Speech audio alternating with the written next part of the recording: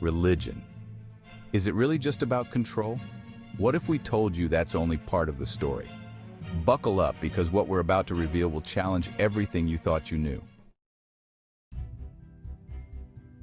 Is religion a control mechanism or a path to freedom? Stay tuned to unveil the truth and brace yourself for some unexpected revelations.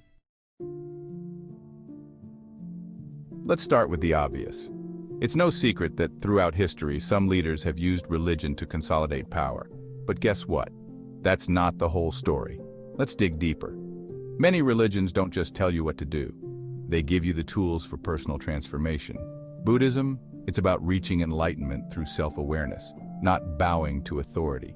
In Christianity, it's about salvation through grace, not subjugation to the church. The roots of belief are deeply embedded in our history, shaping cultures and civilizations. In fact, religious groups have been pioneers in charity.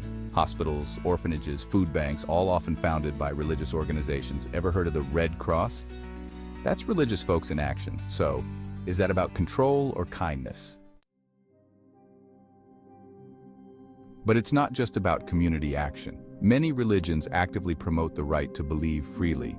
Take Judaism, where the Talmud is filled with debate and diverse perspectives, or Islam, where ijtihad allows scholars to interpret the Quran freely, adapting it to modern issues. Religious figures have often resisted power, not reinforced it. Martin Luther, for instance, wasn't all about following authority. He posted his famous 95 Theses, challenging the Catholic Church's grip on religious power. And Imam Hussein? He stood up against the oppressive rulers of his time in a battle that's still celebrated today. And it's not just about the past. The central message of many religions is finding freedom.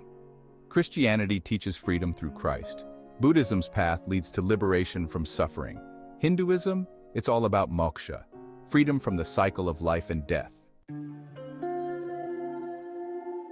Many religious traditions have been on the front lines of social justice.